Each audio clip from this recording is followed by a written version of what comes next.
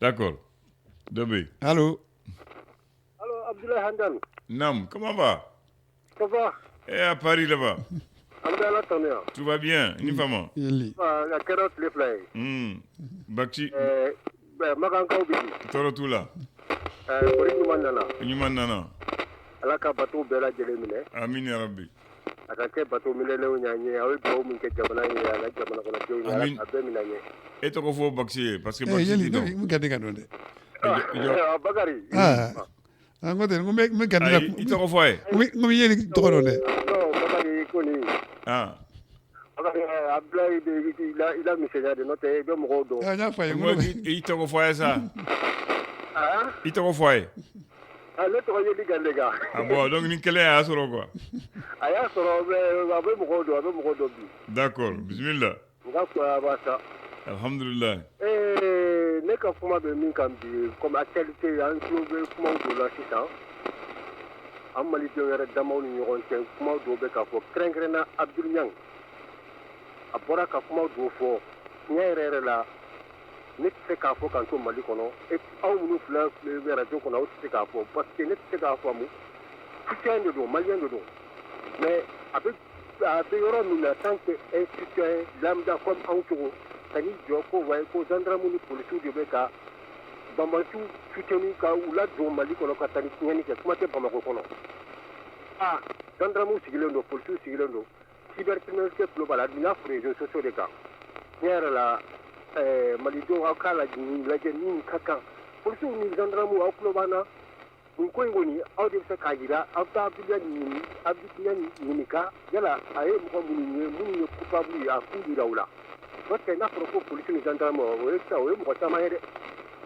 ala k'an kisi nin ye ko de daminɛtɔ jamana kɔnɔ an tɛ fɛn min ta ka fan dɔn parce que nin daminɛla tan de a daminɛla ko politiciens man ɲi u y'a daminɛ tan ka n'a ka an tɛ fɛnkɛ an bɛ taa nin cogo de la laban an bɛna don an ka armée kɔnɔ dugu wɛrɛ t'an na ni armée tɛ polisi militarisé la gendarme ye force d'uniforme de donc mɔgɔ ɲuman b'u la mɔgɔ jugu b'u la ni mɔgɔ ɲuman minnu b'u la an k'olu bonya mɔgɔ jugu minnu b'u la an bɛ se k'u ɲini k'u minɛ u lase sariya ka bolo kan mais n'a fɔra ko e de b'i sigi réseau kan ka nin kuma fɔ tan vaguement ko policiers gendarme de bɛ taa Bamako la don attaque min kɛra o don na Keɲoroba a ye ne dabali ban k'a ɲininka yala a preuve b'a bolo a ka na n'a jɔ ye a ye mɔgɔ minnu y'a la a k'u ɲininka ne ka kuma y'o de n'o tɛ tiɲɛ yɛrɛ la ne tɛ se k'a fɔ mɔgɔ caman ye Mali kɔnɔ bi n'i ye fɔ o tɛ si so kɔnɔ a faamuna.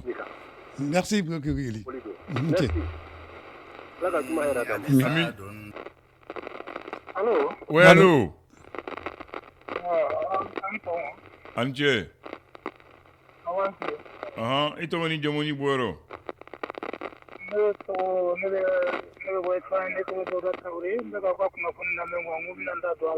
Dauda Traoré Espagne, bismillah.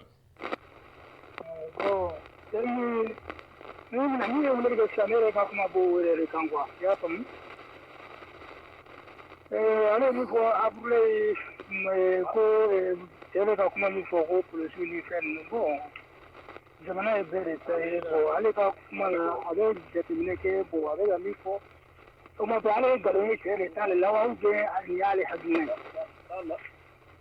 jamana filɛ dumuni min na ɲɛ i b'a fɔ le sinon polisiw bɛ ɲɔgɔn dɔn gendarme bɛ ɲɔgɔn dɔn bon an de bɛ dugawu k'an ka jamana ye a bɛ basigi cogoya min na. Non, e ta ye jumɛn ye min t'a faamu e b'a fɛ ka mun de fɔ. Bon ne ta ye min ye dɔrɔn a yɛrɛ bɛn mara an bɛ sɔrɔ an bɛ tasuma ni sɔrɔ n'a kana fɔ ko ka ko wɛrɛ kɛ quoi. Ko wɛrɛ jumɛn i b'i ka tile an ka faamu i ka kuma tile an ka faamu. Ne ka kuma ye min ye. Cani yɛrɛ la a ma diya ne ye ka da mun kan bon ale ye min fɔ o ye i n'a fɔ ale ye sida sɔrɔ cɛ ka kuma la ni sida bɛ cɛ ka kuma la gouvernement b'a ɲɛɲini kɛ n'u ye cɛ wele k'a ɲininka bon a fana ye min ye a b'o de fɔ o kuma bannen pewu k'a fɔ de ko u bɛna n'u ka daminɛ ni politiciens ka kuma ye o kɔni ye kuma wɛrɛ de ye. Non a ye mun fɔ ale y'o de fɔ a ko ni u k'a wele ka ɲininka ni dɛlɛli abu n'a y'u ye dɔn i dun b'a fɔ si kan ale i bɛ mun fɔ a fana y'o de fɔ. Voilà, ne ta ye dɔrɔn bon n'i y'a tigɛ ne bolo a kana fɔ ko. A b'a fɔ o y'a hakilina ye i b'i hakilina de fɔ a b'a fɔ o y'a hakilina ye i k'i hakilina ta fɔ. Voilà, an bɛ dugawu k'an ka jamana ye dɔrɔn ala kɛ tasuma la sa un point près non i b'i ta fɔ ale b'a ta fɔ bɛɛ ni hakilina don aw tɛ hakilina kelen ye i b'a fɔ a kana fɔ cogo di i fana sa i b'i ta de fɔ an b'a hakilina d'a kan voilà sinon ne yɛrɛ filɛ ne ye kibaruba ye i y'a faamuya ne ye kibaruba ye min fɔra a ye n ja tigɛ de quoi i y'a faamuya ne ye min ye min y'a bilen min ye cɛw de la o ye banni de ye kana fɔ de k'a bɛ politicien ko politicien y'a daminɛ ta donna ta bɔra ta non i m'a ko kuma faamu a m'a fɔ politicien daminɛ a ko u commencera ka politicien la gosi tan fo u ser'u ma a y'o de fɔ kana fɔ ayi i m'a faamu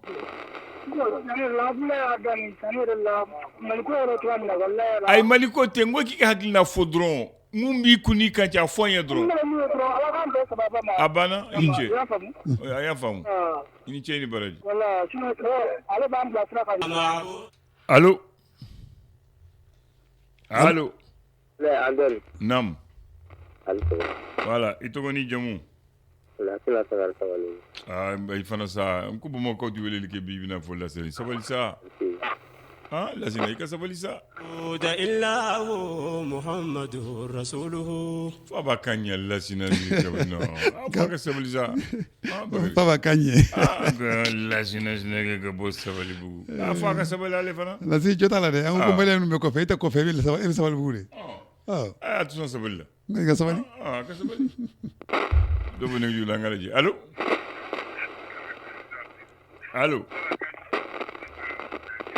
allo lui aussi il a un problème kuma sama fɔlɔ il a un problème de retour kuma de sama fɔlɔ allo ale b'an yɛrɛ kumakan na fɔlɔ allo non il a un problème de retour ouais allo oui allo n'a tulo b'i la aleykum assalam Allah basi wallahi i tɔgɔ ni jamu fɔ i ka kuma an tulo b'i la o vie bismillah Niger wallahi labas alhamdulillah an ga emma koy al waqtu koy kile fle anya be muso dola be ka diko tan be ka do fo diko ma otma se ke te nyeta la muso le muso ha ipi asigile me bumako na fora ko super king tv ko mo se ka mo ndi ne rezoka mais mo le bi bo diko ere ndimi se ko ba adile ka barake jamana mayo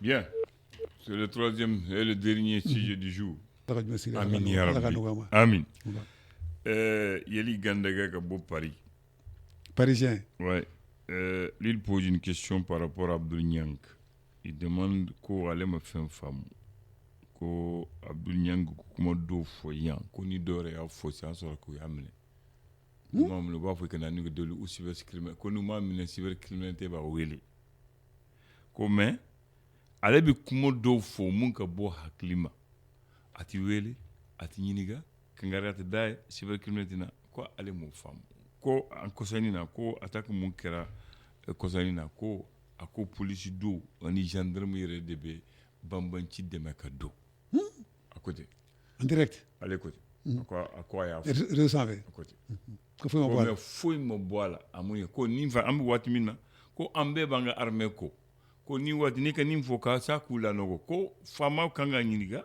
adela bibolo après bibolo iya yewa imaye ibi base mun ka ni accusation ta ka nyezi ni finitiguma ko omake ko debele bala mo vle alhamdulillah Abdoulaye ambe afo kanga auditeur bi la jide fo minu yan soro minu man soro Abdoulaye mbado fo ka cha juma do fo ba wele ka bo fambe fe amu bela jide fo kuma mi kuma klindo Abdoulaye mi segin de ga domudo angu jamana na shara kan ke vitesse kilinde do ma ke vitesse fly o koro jume na fara jamana dewu o kuma ne shara ni ngana ke ni mo mi ake ni kila ni ngake ni mo ma ke ni kila no kera mo je pense à kanga don kelema ama ke ka fo ko fendo binino do ba ke femi boala do ba ke fente boala no kratinye ay mi fo nya do koy akoko an mi mete ko ala flam rek manabi ko do bi sa na nya fo sisa am bodro welib sama o ma émission da dugo après veo émission kelema da dugo kuma ko so voilà ay no tan era kuma yo ay ngo preveo ouais amakuma ouais jemel le voilà ouais ngo kuma yere en fait ko kuma di ngoma dron voilà agi de ko da voilà agi ngo radio ngo mission da ko voilà ok ouais maintenant alors cybercriminalité ben non moi chama bay ka fo yenu fo rezo ka wele kata radio Dadoumou émission Dadoumou ngama ni nga juguna e uta kulubali fe kulubali ba jetem ni nga ta wula Aflabe kulubali jen haké kulubali c'est kulubali ça c'est coïncidence non affaire de kulubali Aflabe kulubali ah kulubali kan no chechena non jomé ko bien juma ndi febu mi du ko kuyable mi du ko kuy c'est maintenant que je me raconte Aflabe kulubali kulubali voilà mi du ko kuyable maintenant ne ba fuye o kuma ka jetemine o kuma ni shara ko ni forable be de kakana n'a bɛ bɛɛ gosi a ka bɛɛ gosi a kana dɔ gosi ka dɔ to yen a filɛ ka min fɔ o kuma n'a bɔra k'a fɔ réseau kan a kana ni dalu ye mais ale filɛ ka min fɔ fana min ye polisiw ye o min ye a tɔgɔ gendarme olu bɛɛ armée de ye o bɛɛ tɛ armée de sisan a bɛɛ force armée de faamaw ye o voilà donc ne bɔra fɔ ko olu ye nin kɛ olu nin kɛ a bila donc dalu ma fɔ an ye foyi ma fɔ an ye n'i ye dalu bɔ ka fɛn o fɔ o bɛ faamu mais dalu t'i bolo foyi t'i bolo ah moi je pense que ɲininkali a kan ka ɲininka dalakan na a kan ka ɲininka donc ɲininkalikɛla kan ka wele ka ɲininka dalakan na bila n'o kɛra o kɔnɔ an b'a dɔn k'a fɔ vraiment vitesse fila tɛ vitesse kelen don et puis il y a une autre qui veut le contraire comme on a eu au fond non ale m'a faamu ko ɲɛngu b'olu kunnafoni ale bɛ nin fɔ k'a lagosi cogo di n'a y'a fɔ i b'a sɔrɔ preuve b'a bolo a tɛna preuve di ni preuve b'a bolo o de nin fɔ yɛlɛ ma kuma jugu fɔ yɛlɛ ko n'a ye nin fɔ o tuma ni preuve b'a bolo ko ɲuman ye o ni dalu b'a bolo a ka dalu fɔ donc a b'a la ka polisi minnu accusé a b'a la ka gendarme minnu est-ce que a y'u ye a b'a la k'u jalaki a y'u dɔn to ye o a y'u ye wa n'a ye dalu bɔ o tuma alhamdulilayi donc ni dalu t'a bolo donc olu fana bɛ se ka a bɛ digi olu fana na n'a digir'u la fana bɛ se ka réagi donc yɛlɛ siran b'o yɔrɔ de ye n'a fɔra sisan o tuma na civil ta o kɛra sisan n'a fɔra ko an ka finitigiw yɛrɛ cɛla an bɛ taa dugukolo fana cɛla ko dɔ ye nin kɛ ka tila olu fana kun kari ɲɔgɔn na donc là aussi c'est pas bon voilà yeli hakilina de y'o ye yeli b'a jira ko ça c'est très dangereux maintenant n'a ma ɲɛ k'a bɛ fɔ o ni dalu b'a bolo alhamdulilayi ni dalu t'a bolo a kan ka wele ka ɲininka dalakan na wala ko mɔgɔ b'a la ɲininka cogo min na moi je pense que quand même kuma tɛ tɛmɛ o kan a man ka kɛ vitesse fila ye vitesse kelen de dabila ye e y'a kɛ donc i ni min ka kan o ka k'i la ne y'a kɛ ne ni min ka kan o kelen don mais e b'a kɛ foyi tɛ foyi ye k'e to ka bila yan dan ne b'a kɛ ne minɛ ka tɛgɛ da ne ɲɛ kan o tɛ ɲɛ dɛ Bakary o tɛ ɲɛ dɛ Ablaye moi je vous ai dit ici il y a 2 vidéos man n'i ma fara u ka kuma la e yɛrɛ bɛ taa kaso la ɲɛ tɔ la billahi tallahi n b'o fɔ ye ni n fɔra yeli ye mun fɔ wallahi n'an yɛrɛ y'a fɔ sisan u y'an wele billahi tulonkɛ t'a la an yɛrɛ u y'an wele parce que ko jamanaden yɛrɛ y'u fɛla fɔ o y'u fɛla ye o kɛra donc n'anw de ye nin fɔ a banna an bɛ datugu Bakary sɛgɛ t'o la mais n b'a fɛ ka mun fɔ ye dɔrɔn Ala k'an kisi j'ai écouté un vidéo man hier si tu le vois commenter les combats actuels d'Anefis tu as l'impression que lui fait partie du dispositif militaire malien billahi Bakary ni tu l'entends commenter la guerre là à Anefis alors qu'il est à Bamako. Tu as l'impression qu'elle est tombée à Anefis ça doit tout là. Allez, c'est bon, ouais. Et puis avec quoi mon faux? Non, c'est pas possible. C'est des mots techniques même. Donc moi je dis, il y a 2 vidéos bonnes. Je vais les citer comme il l'a cité. Abdoulaye Niang et Boubou Mabel. Bakary. Oubou comment mon faux? N'a seulement Ganzan de Boufou. Parce que je me pose la question. Ces deux-là, s'ils ne sont pas protégés quelque part, s'ils ne sont pas dans les grâces du pouvoir, si le pouvoir ne ferme pas les yeux pour les laisser faire, si la cybercriminalité ne les voit pas, ils sont miraculeux. Ils sont miraculeux. Ouais, c'est le phénomène. Parce que moi, je ne peux pas comprendre que il y a un auditeur pour laquelle qui a dit une parole qu'Abdou Niang a dit avant lui, on ne l'a pas interpellé, mais nous, on nous a interpellé et dit la même chose. Parce que l'auditeur a dit que Sadio Sara, ce que Deko a fait faux enquête. Abdou Niang a dit la même chose, mais rien. Faut halama ouela m'a inquiété. Donc moi je me dis et puis il dit Abdou Niang est lambda. Abdou Niang n'est pas lambda, je vais dire quand nous faisons comme nous là, on lambda. Je viens. On est lambda. Parce que Abdou Niang, d'abord Abdou Niang, il faut comprendre que d'abord il travaille à la télé de l'AS. La télé de l'AS, on a dit un autre langage de communication. Ok? Boubou Mabel fait partie d'un comité qui a été mis en place par le ministre Ouagé. Voilà. Donc cela veut dire que ces gens sont bien, ils sont tellement écoutés qu'ils ne peuvent pas me dire que ça passe inaperçu.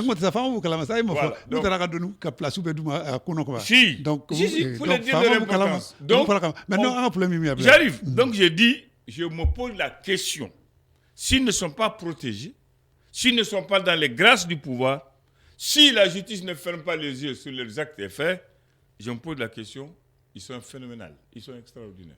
C'est tout ce que je dis. D'accord. Mais maintenant, moi, neti kuma ka tuguni bi ko neti kuma bu mabel ni ani nyang hali mogo yuwele bi ko neti parce que ni ma faraka kuma ka ndro erem takasola non je dis la vérité. D'accord.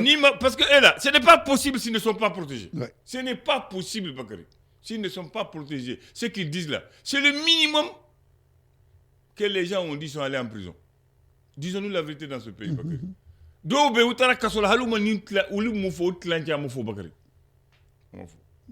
moi je me pose toujours la question, est-ce qu'ils ne sont pas dans les grâces de quelqu'un?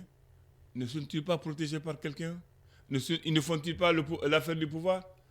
C'est des questions qu'on se pose. D'accord. Donc, c'est des questions qu'on se pose. Ne faut pas m'oublier. Monsieur Gatuguni, qu'il faut assimiler. Ni boulot fondable d'Atikro. Voilà. Au point de mine, nous connaissons la blague. Au cas de la chérie qui applique Chougoula, qui applique Beka. Sinon, Jamana Fanto est frustré. Oui. Am frustré parce que à fois ko chérie ni quand on est mais d'où bas que faut être boula. Donc Jamana Famba ou tout ça ou taqué. Donc, faut attention. Voilà, on a dit fanda bi dimidi. Donc maintenant il y a une famba frustré ka sinu. Oui, quel donc la diable ka appliquer Beka, il y a un détail. Appliquer Beka. Enye boufla là. Ou bouffé no faux. Au lieu de droit décision bita. Comme n'était les chocolats. N'était les chocolats, n'était les chocolats. Mais dans tous les cas, après tout va main. Voilà. Quand les cas yélement, ni chera tara, konindo ablay. Même les attaques. Un moment là. Abdoulaye, faites attention. Faites à Bamako, faites attention. Sévaré, faites attention. Qu'on a fait attention. On prépare les attaques. Juste qu'on a attaqué, mais faut il attire l'attention même. Donc. Non, fana o bara ko ngay walerte ya fudo ou alerte do walerte kay kalerte ay fait attention na o fod na le wodo déjà donc na sur la yelmi o ko famo ba ko kalama do alerte nun kay non ni do ni o kana ke do wi wele kana ya don cugudi hein ni do le fo totalement je pense walerte nun kay ni do le alerte ke ni attaquer o puta ni ga e don cugudi ouais mana ako galera c'est comment fleni de Bakary abla mana donc galera ne do ta ko be famsa ne do famsa voilà maintenant ni kumani la haka dit que nos auditeurs ont acquis les auditeurs sans preuve sans preuve c'est une diffamation pour suspendre l'émission. Ça, on doit amener les preuves de ça. Accuser des gendarmes et des policiers. J'ai dit accuser des gendarmes et des... Non, accuser des gendarmes et des policiers. La cybercriminalité doit l'entrer pour demander les preuves. Voilà, je ne parle pas de Hago. Agi Koulibaly, elle a paratani. Donc maintenant, Agi, donc Koulibaly, la cybercriminalité, elle a paratani. Donc, n'a sur la Kloubangana, donc on ni mgoba afouye, qu'on ko ablay, au point où ka chéria, ka vitesse qu'il est. Voilà, quoi vitesse qu'il ablay. Donc ça, c'est pour eux. Donc je te dis, à partir d'aujourd'hui, je ne parle plus de Nyang et de Boubma. Parce qu'eux, ils ont une protection divine que nous, on n'a pas. D'accord. Voilà. Divine. Que nous, on n'a pas. El Hadj. Ouais. D'accord. Donc, les sommes Vieux Touré rentre dans la même chose. Vieux Touré. Oui, et il est au Niger. Que lui, à quoi il y a eu redossé comme Moussodo Malila, Kabi Malila, Abikouma Malila, ko Aflene, Imondiko, Kaneni, Kabourja. Faites voilà. Koni Mogo, Numogo, Mogo Neni, ko superclimati Vélé, ko allé à comment, à communiquer, Mouna, allé Neni. Cybercriminalité, faut que tu bois l'État à la fin. C'est le même problème encore. Deux poids, deux mesures. À quoi mon abi, parce que à quoi aller nous deux qui façon y en a qu'à Tungana. Donc comment t'as dit que c'est cybercriminalité? Est-ce que moi bi à toi dit Nico Kerry là ça? Elle va saisir ou bien elle va auto-saisir. Ah souvent ils sont auto-saisis. Elle va auto-saisir ou bien. Il y a les deux. Par exemple, voilà mon duga comme ça. Donc mon duga quand elle est saisie ou bien elle est auto-saisie. Non, il y a des cas où ils se sont auto-saisis. Il y a des cas. Il y a des cas où ils se sont auto-saisis. Ils peuvent s'auto-saisir comme on peut les saisir. On peut les saisir. Voilà. D'accord. Et ils ont saisi beaucoup de gens pour trouble à l'ordre public. Ils ont été saisis quand, pour l'affaire des chanteuses là. Ils sont pas ils sont auto-saisis. Donc dans là-haut. Mon ami Touré, il a interpellé beaucoup. Quand il était en commune, quand il avait le dossier. Donc, ils peuvent s'auto-saisir comme tu peux aller porter plainte. Voilà. Donc, ils n'ont qu'à voir les... Ah, procureur Touré. Ouais. Non, ça va pas la même. On lui dit un... Ah oui, c'est un fan, on lui dit Drissa Touré. Bagari, donc, voilà, donc on lui dit un grand bonjour. Donc, c'est... Neko, façon d'un, abe faso kono ati faso kono ale na dembeka ko faso dembe kanga kan sharia la ni auti so munga fo handan ma kana fo kana so aka fo bakari voilà non voilà point be kila blay ya to ni sharia o ka vitesse clé voilà o ka vitesse fly do ba ke fende bola Voilà. do ça ke au moins blay am une frustration Ouais. c'est pas bon C'est pas bon. fama ko je termine rapidement très bien bien merci beaucoup voici le Bon, mot du jour c'est un comité comité oui comité de libération c'est un comité. Comité de libération, c'est un comité. Comité de direction, c'est un comité. Comité d'entreprise, c'est un comité. Comité ad hoc, c'est un comité. Un comité, on dit, c'est un groupe restreint de personnes désignées au sein d'une organisation ou d'une assemblée. Il est chargé d'étudier des questions spécifiques, de préparer des décisions, de conseiller ou de gérer certaines affaires. Ça, c'est la première définition. La deuxième définition, qui est de Larousse, il dit qu'un comité est une réunion de personnes déléguées par une assemblée, par une autorité, constituant un organe collégial de gestion, de consultation, de décision et de réunion. Ça, c'est pour le comité. Et on dit qu'il existe des comités tels que le comité de direction, c'est un organe qui prend les décisions stratégiques collégialement. Un comité d'entreprise, instance représentative du personnel. Un comité consultatif, c'est un groupe apportant son expertise pour orienter une décision. Et un comité ad hoc, c'est un groupe créé temporairement pour accomplir une tâche précise. Et on dit un petit comité, ça c'est des personnes réunies en privé sur un sujet essentiel. Voilà. Alors, comité, on souvent dit comité exécutif. Voilà, le comité exécutif de la fédération. Ouais, des fédérations. Voilà, non, la fédération de football. Vous dites le comité exécutif de la fédération. Non, enfin, bien, fédération, mais comité exécutif là. Voilà, il y avait le comité militaire de libération nationale. Voilà. Et justement, la date en rapport avec le mot, c'est pour ça que j'ai pris. Comité national de libération. Le 10 juillet 1971, le CMLN, après avoir dissous le bureau de l'INTM, Bakary, et surtout de rejeter ses statuts et règlements, a décidé de mettre un comité consultatif provisoire, comme je t'ai dit, pour remplacer le bureau sorti du deuxième congrès de l'INTM. Il dissout le bureau, il dissout les instances et lui-même il forme un comité pour remplacer le bureau qui a été dissous. Voilà, mise en place. Voilà, tu as compris maintenant. C'est le CMLN, comme tu l'as dit, le Comité militaire de libération nationale, qui a dissous l'INTM, qui était l'Union nationale des travailleurs du Mali. Tu sais pourquoi? Parce qu'après le coup d'État, ils ont pris le secrétaire général de l'INTM. Famadi Sissoko, il l'a envoyé au nord en prison. Oui. Donc, maintenant, ils se sont réunis pour faire une réunion pour désigner un nouveau secrétaire général. Le comité a dit on n'est pas d'accord. Non.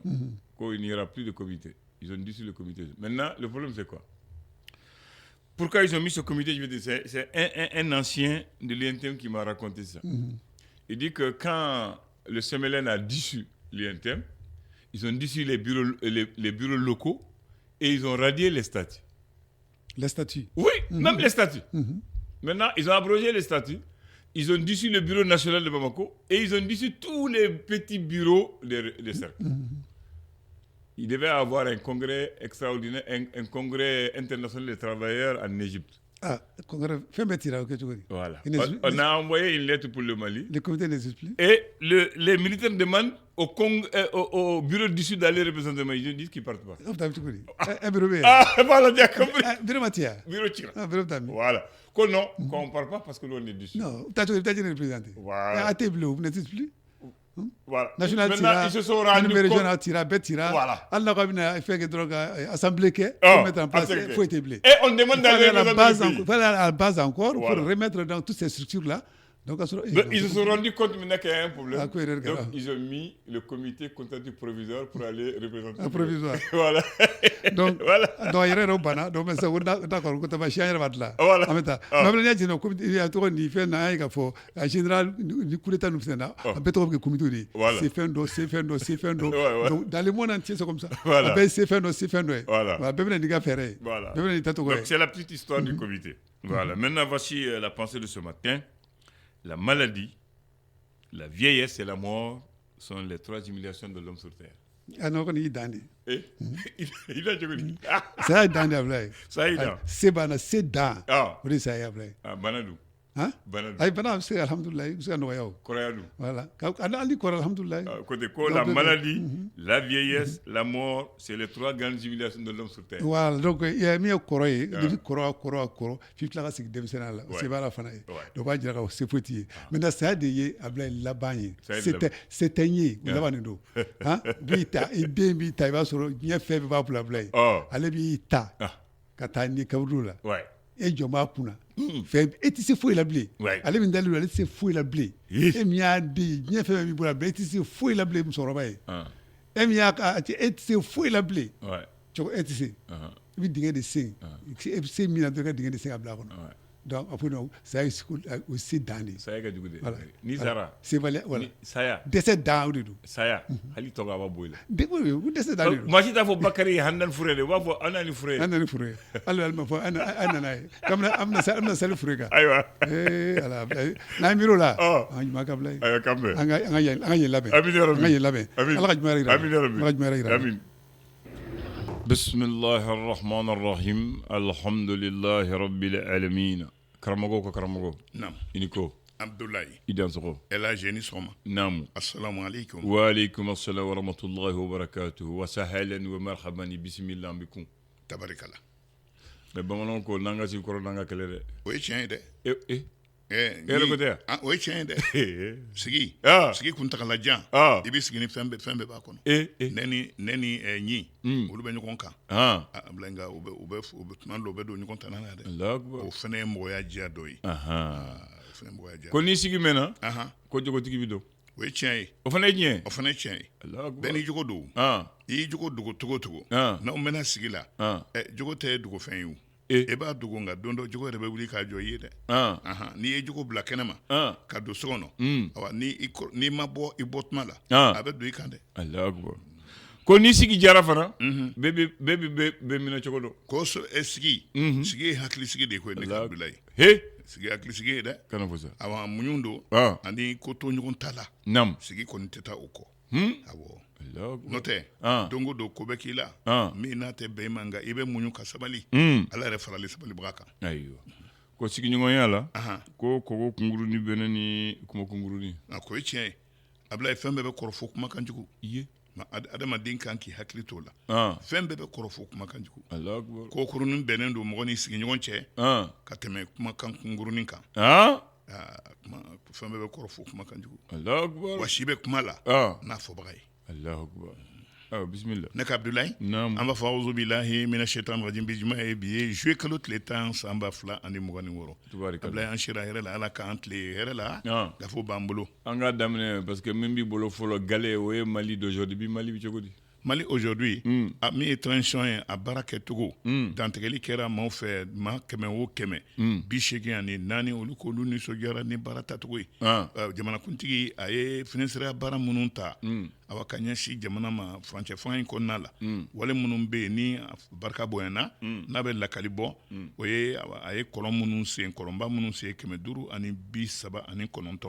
50 o bɛ sen na centre de santé n'o ye kɛnɛya bulonw ye ani ka tila ka yelen di olu ma yelen kɔtigɛbali o bɛ 18 bɔ ambulance n'o ye banabagatɔw tali ye u donni ka bɔ yɔrɔ gɛlɛmanw na ka furakɛli yɔrɔ sɛgɛrɛ 75 moto tricycle o fana o 400 o dira jamanadenw ma ayiwa nin tɛ kunbɔ n'a farala ɲɔgɔn kan bɛ kɛ kunba kelen ye siga t'o la maa minnu bɛ yen ni olu bɛ se ko la Seydou Keita Mohamed Keita Sese Kome ani a ɲɔgɔnnaw u fana u ɲɔgɔnna minnu bɛ Bamako yan u bɛna olu sɔrɔ yan ni nafolotigi ye dɛ u sigi kɔni u bɛna u nafolotigi ɲɔgɔn u bɛna olu sɔrɔ yan u bɛ hakili jagabɔ baara kɛcogo yɛrɛ ɲuman na nin waati in na Fatuma Tera muso don min ni kube tigilamaw hakili b'a la kosɛbɛ ale a ka cɛsiri ni a ka wulikajɔ n'a ka kodɔn kɛra sababu yɛrɛ ye o y'a ta ka kɛ Mali ka lasigiden ye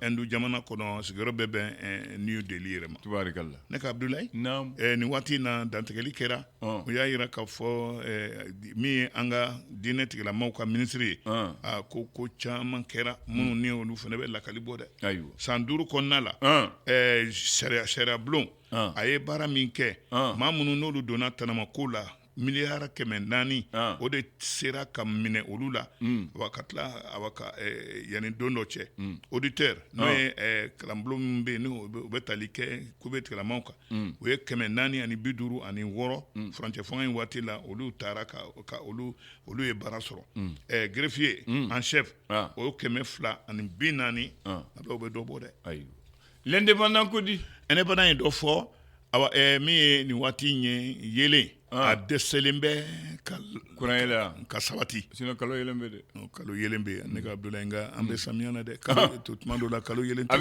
bɛ dibi hali panotigiw Abdoulaye a bɛɛ bɛ kule la a bɛ kule dɛ parce que ni tile ma bɔ pano ka fiɲɛ de bɛ y'a ye an dun hakili la ni se kan an b'an ko tile kana bɔ yɔrɔ y'a ye sa adamadenw ka ɲini ta tɛ kelen ye min ye lahalaya ye tiɲɛni min bɛ an ka jamana kɔnɔ bi n'o ye yelen ko sabatibaliya ye EDM ma a ko ale b'a turu ta k'a da sanpɛrɛ min jiginna kɔ san na a ma olu ka minɛn ɲɛnama minnu bɛ yen n'olu bɛ kuran sago lasago maaw ma ko a ma olu mago to dɛ ko gɛlɛya de b'o la bi nka u bɛ k'u teliya min bɛ se k'a to jamanadenw bɛ bɔ ɲani na Abdoulaye directeur général kɔrɔ min tun bɛ SE kunna colonel major Kasum Goïta ani Segal kɔrɔ min tun bɛ jamanakuntigi yɛrɛ dɔ nagakɔrɔ docteur Kalulu Doumbia ani jɛɲɔgɔn minnu ni olu jarakilen don a ko juillet kalo tile 14 u bɛ taa kube ɲɛkɔrɔ kube min ni o bɛ sɔrɔsiw tɔgɔ la Abdoulaye nin waati na min ye Ngoni Kisɛci ye a ye ka barika sɔrɔ Kokura Kidali mara la dɛ ko nka armée ma sigi dɛ armée bɛ mununu salo la Anafisa ani a lamunu na Abdoulaye nin waati na sɔrɔsiw ani coalition min bɛ Jinim 2 ani olu tɔgɔ la olu ni sɔrɔsiw cira ɲɔgɔn na Tambagor a ma bɔ foyi fali bɔra la dɛ caman yɛrɛ de ni bɔra l'essor faso ka fasiri ale ko di ni waati na CNT ni o ye an ka bulonba ladegen ye ale ye sariya dɔ ta ni o bɛ tali kɛ lakana ani jamana a ka sɔrɔsiw ka baara kɛcogo yɛrɛ la lakana ani sɔrɔsiya baaraw ko min ye kolo ka gɛlɛn kosɛbɛ sariya in na ni CNT maaw jɛra n'a ye o ye k'a fɔ ko commandement a tɛ kɛ fanfilama ye kelen commandement bɛ bɔ yɔrɔ kelen pe de la ni o ye chef d'état-major général des armées dantigɛli bɛ k'ale ye wa ale de fɛnɛ bɛ a ko bɛɛ lajɛlen fɛnɛ ni olu cayara baara bɛ tiɲɛ voilà ni ko olu cayara a bɛ tiɲɛ fɛn kelen tigi caman Abdoulaye a tɛ bɛn dɛ a bɛ taa labɔn don dɔ tiɲɛni ma o ko nka a kɛra fangelema ye bi kunkolo kelen min ne a bɛɛ lajɛlen bɛ bɔ ale de da baara bɛɛ kɛ ni o ye a ɲana e don n'a ma ɲa e don n'a ɲana e don n'a ma ɲa e don Abdoulaye nin waati na min ye AES jamana ninnu n'o ye Burkina Faso Mali ani Niger olu ni Irisila u ye ɲɔgɔn sɔrɔ kɛrɛnkɛrɛn la nin waati na AES jamana dɔ kɔnɔ Niger nka kuma kɛra yen kosɛbɛ u ye u ko Irisila bɛna i jija cogo bɛ la sɔrɔ ko la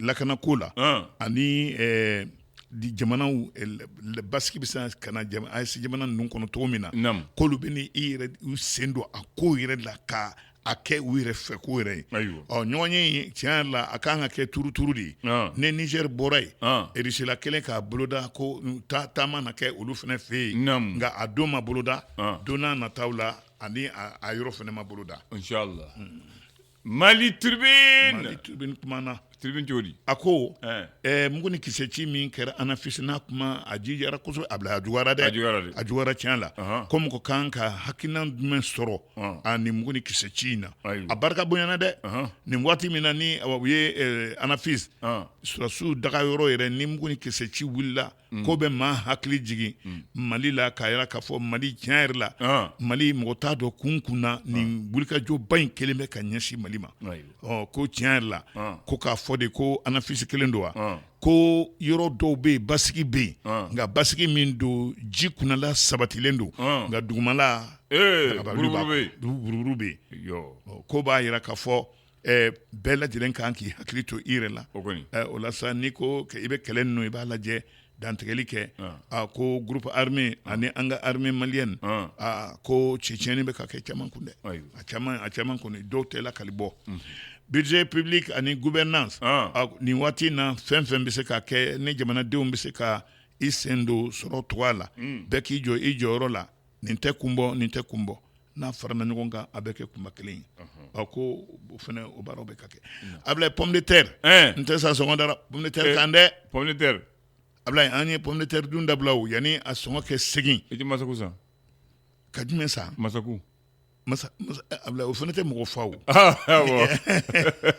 Ablaye Mali terminer y'a fɔ o côté ni jumɛn la nouvelle alliance a ko di Orange Mali ani Move Africa réseau malien mun bɛ ni o ye malidenw ta takiya tɛ ka ninnu da a ko olu ye kuma min fɔ waati tɛmɛnenw na k'a fɔ ko tanama ko o ni Orange Mali ani Move Africa ka baara kɛ ɲɔgɔn la tana minnu b'a la u hakili la k'a fɔ sigi kɛra a kuma caman kunna ko nka ko sigi kɛra a kan ka kɛ komi n'a sɔrɔ ko ma kɛ ko olu ma o faamuya donc ko a kɛlɛ ntan tɛ ayiwa a woyontan tɛ dɛ sika t'o la ni ye jumɛn l'indicateur du renouveau a kumana a ko di nin ye keɲɛba nin tɛ ɲuman ye ko fa dɔ filɛ nin ye a tɛgɛ taara ka d'a kan den min b'a bolo den lɔjurutɔ don nka a ye karogɛlɛya ko caman ta ka den sɛgɛrɛ den yɛrɛ tɛ se ka foyi k'a yɛrɛ ye lɔjuru b'a la a bɛ san 11 na nin waati na faamaw bɔra kalama sigiɲɔgɔn ye ɲɛfɔli kɛ Ablaye fa in minɛra koyi ayiwa bɛɛ lajɛlen ni ka hakɛ don fa ka hakɛ bɛ den ka hakɛ bɛ fa sika t'o la Ablaye nin waati na da minisiri ɲɛsinnen bɛ diinɛ ko ma ani minisiri ɲɛsinnen bɛ sanayɛlɛ kalanko ma a ko olu ye farala ɲɔgɔn kan ka ɔkɔlidenw n'u ye ɔkɔliden jolenw ye k'u kuma ɲɔgɔnya lahala min bɛ jamana kɔnɔ nin waati na k'u kuma ɲɔgɔnya min bɛ se ka to k'a dɔn k'a fɔ lɔkɔliso kɛlɛkɛyɔrɔ tɛ wa kalankɛyɔrɔ don karogɛlɛya ko damantan maaw kan k'i hakili to a la Ablaye Deng bana min ye nin ye n'a ani sumaya bɔlen don nka ni a n'ale ye adamaden sɔrɔ ni Ala m'i lamunu ni duwawu ye a bɛ sɔn ka taa n'i ye ko bi o donna an kan dɛ a donna an kan a donna Mali kan a ka bɔ ni mɔgɔ tulo la sɔminen o ye suba ye Ablaye indicateur du renouveau la sirène kumana a ko di a kumana u y'a jira k'a fɔ san 2020 ani 6 ani san 2027 CMDT a b'a ko a ye maa minnu bɛ yen ni olu ye sɛnɛkɛlaw ye sɛnɛkɛla kolo gɛlɛnba minnu bɛ Buguni a b'a k'a y'olu magɛn a y'u magɛn ni kumakanw ye ni bilasiralikanw ye ni nɔgɔ yɛrɛ ye min bɛ se k'a to ani minɛnw min bɛ se k'a to u ka sɛnɛ a bɛ se ka kɛ ka u nafa ka tila ka jamanadenw nafa école kani min bɛ Dumanzana a bila tiɲɛ na k'o ye kotigiya la bi dɛ fo u kan ka tanto n'a ye nouvelle olu b'a kuncɛ minisiri min ɲɛsinnen bɛ jiko ani yelenko ma professeur Cɛmɔgɔ Tarawele tuma min na u ni CNT maaw ye ɲɔgɔn ye a kumana a ko jamanadenw ka yɛrɛminɛ a b'a ko o kɔni kelen bɛ sababu de ye olu bɛɛ lajɛlen kelen bɛ ka wuli k'i jɔ ni u bɛ maa minnu ye a bɛ ka k'u la u muɲunen don ka sabali ka don dɔ makɔnɔ ko kelen bɛ ka galabu dɔ di olu ma a min bɛ se ka to jiginna kana sɔrɔ a ko la san ni waati olu bɛ wulikajɔ de la ɲɔgɔn ye min bɛ se ka to yelen ani ji o kana kɛ maliyɛnw bolo negela ye min bɛ ka dɛsɛ nka Ablaye a ko bɛ ka gɛlɛya dɛ nin waati in na mugu ni kisɛ ci dɔ kɛra kɛrɛnkɛrɛnnen la kɔsan na JINIM Africa Corps ani an ka armée olu ye nin wulikajɔ in a mugu ci barika bonya na dɛ kɛra dɔgɔkun tɛmɛnen nka Ablaye ko cɛba dɔ bɛ yen min n'ale ye kojugu kunyanfan ye Iyad Agali ka a joginna kunu Anafis o mara la Anafis a bɛ komi ale de ye tɛmɛsira ye tɛmɛsira min ni i y'a ale sɔrɔ i ye kɔrɔn yɛrɛ bɛɛ lajɛlen i y'a nimayɔrɔ sɔrɔ ko armée o sɔrɔ kunu ko nka maa minnu ko Iyad Agali ka joginna ko ye groupe militaire min bɛ Rusiw tɔgɔ la min nanen bɛ i bolo don anw ɲɛ an ka kɛlɛ in na Ablaye kuma kɔlɔmayɔrɔ tɛ nin ye an ye nin bɔ sɔgɔmada na Nouvelle Horizon kɔnɔ kunnafoni teliw yɛrɛ tun sara o de tun ka ɲi ne ka Abdoulaye mo na tun sara o tun kan Abdoulaye ambe o de do lawo Abdoulaye mo ta fo adama de ma to depuis 80 Abdoulaye mais a joginen do jogun to mina ngunun kuma wula a bokia depuis 91 rebellion alibar a bokia ten na de Abdoulaye a sabakoro joguna koy tu as un second a joguna yere din Mali segana faso ba Mali segana Abdoulaye nga mo ni a gelera tugo dambe ko bela jelena Mali be ni ngele bayina ala ka lakali shidi ama ango ala ka ni kele ka fro amina ya rabbi amina doni fo e bamako bamba ñaare la de ay ina fo jume bon mun tumbe ke la ko ni anti samia la ko samia la ko watu do le santé de ka soro fanga be abo ko ni samia sera ferel kela ni ani kamale mumbi yala bamako sugula ko camion de bena wube cekatano giago go dugula tiado ko fraya amlay tiado tiado samia do ndala demsen munum be ne olu kanku boro do masaw fe to dawla nam a caman bɛ ni u nana tilema kɛ la Abdoulaye b'u ban ka segin cɛkɔrɔba minnu y'a kɛ kunu k'a ɲa Abdoulaye n'a fɔra ko olu kɛ halisa olu bɛ maɲumako la u ka sɛgɛnnafiɲɛbɔ waati o bɛnna olu ka degun ma Abdoulaye o fana tɛ latigɛ ɲuman ye dɛ ka denmisɛnninw lamɔ olu selen ko ye tuma min na olu ko don la ka duguba nege minɛ ka sɔrɔ u tɛ foyi la duguba kɔnɔ Abdoulaye olu denmisɛnw olu sɔrɔ yɔrɔ tun bɛ yen don tɛ kɛ ka t'u ɲini dɛ u yɛrɛ de tun bɛ t'u jɔ yɔrɔw la k'a ɲini ka a ye chantier minnu bɛ yen ni mɔgɔw bɛ se ka na mobiliw jɔ k'a fɔ ko mago bɛ cɛ 10 na mago bɛ cɛ 30 la mago bɛ cɛ 40 na u bɛ don o kɔnɔ ka taa u bɛ o marché suba u b'o de kan Moribo ka waati la Abdoulaye u tun bɛ na ninnu sɔrɔ dɔ fana ko ne ma ko Moribo ka waati la ni samiya donna sisan i ɲɛta an bɛ miliyari de bɔ k'a fɔ ka foncier bɔ ko walahi dɔrɔmɛ tɛ bɔ tiɲɛ don ko bu pel ni franuna san dɔrɔn ni so ko kasodenw bɛ bɔ kaso la olu de bɛ a bɔ Abdoulaye kasodenw dɔrɔn tɛ kasodenw tun bɛ tiɲɛ don olu tun b'a labɔ nka Abdoulaye o kasodenw o mana labɔ ta a dɔw ye dugurendenw ye ni i porotora k'i dɔnbaga ye n'a y'i wele Abdoulaye n k'i b'i ban k'a laminɛ de bi maloya lamɔlɛ tɛ dɛ i bɛ siran a kana n'a fɔ ko ale minɛna kun min na ko e fana b'a la mais Abdoulaye a yɔrɔ labɔ in laada dɔ tun bɛ yen Moribo ka waati la u b'a fɔ a ma ko investissement humain Abdoulaye faama t'a la fantan t'a la wallahi jamanadenw bɛna baara kɛ député bɛ bɔ a yɛrɛ bɛ dingɛ kɔnɔ directeur bɛ bɔ a yɛrɛ bɛ dingɛ kɔnɔ maire bɛ bɔ a yɛrɛ bɛ dingɛ kɔnɔ Abdoulaye n'i ye olu ye Maguan na e min ye jamanaden ɲɛntanci ye e bɛ mun kɔnɔ Abdoulaye olu yɛrɛ bɔgɔ la u bɛ ka bɔgɔ labɔ o investissement humain o de tun ye k'a jira ko faama tɛ yen jamanajɔ la k'an bɛɛ lajɛlen de ye kelen ye o investissement humain yɛrɛ ma kɛ sababu ye ka maison du peuple a donni kama a jɔra o ko permanence du parti Moribo yɛrɛ delila k'a ye o kɛnɛ kan ye n b'a kun cɛ ni mun ye ko o waati ni mara tun bɛ yen ko hɔrɔnya ko hali kasedenw tun ye hɔrɔn ye a ko kasedenw bɛ bɔ garde kelen garde fila u tɛ boli n'u tilara u bɛ segin maa si tɛ boli Abdoulaye tiɲɛ don dɛ n ko hɔrɔnya dan jɔn nana a ko n ko Baxi mana a ko o de ko n ko Baxi mana Baxi mana voilà Baxi nana sisan an nana filɛ nin ye mais a mana na tuma na a mana na tuma na a ka an to yen an kɛ fɛrɛ an ka voilà Dunbiya